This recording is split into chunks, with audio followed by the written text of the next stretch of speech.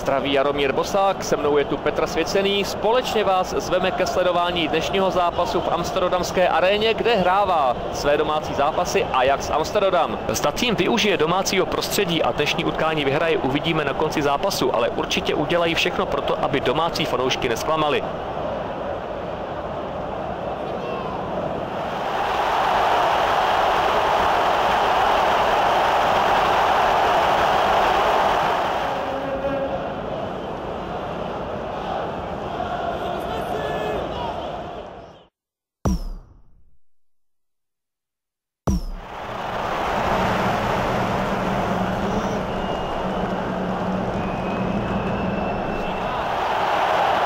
Odhodlal se ke střele z dálky.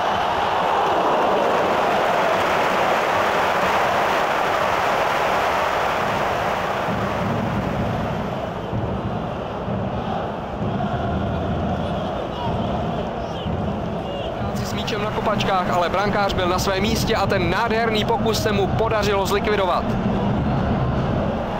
Vedoucí branka vždycky tým uklidní.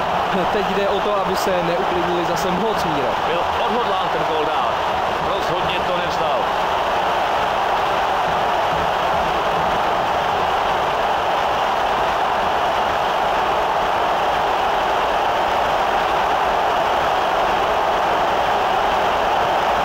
V poločase to je 2-1. V tomhle zápase rozhodne pouze štěstí nebo náhoda.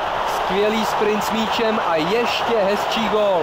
Od začátku bylo vidět, že nehodlá míč nikomu půjčit a že chce zakončit sám. Potlesk pro něj. Nenechal se odradit neúspěchem, zkoušel to pořád znova a znova a nakonec ten gól dal.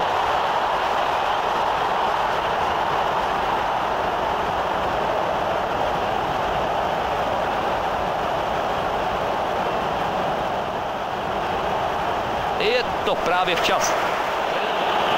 Ještě než vystřelil na bránu, našel si výhodnější pozici ke skórování. No tak to bylo opravdu obratné. Není-liž pravda, Petře? Projel obranou, jako kdyby tam ani nebyla a dobře zakončil.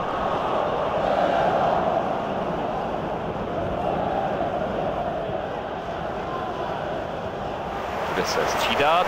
Počkáme, kdo opustí hřiště. A tohle je druhá změna v sestavě. Všechna střídání už vyčerpali. Víš, tohle střídání rovnoměrný zisk bodů. No, před zápasem to vypadalo teoreticky na velmi vyrovnaný boj, Míro. Velmi dobrý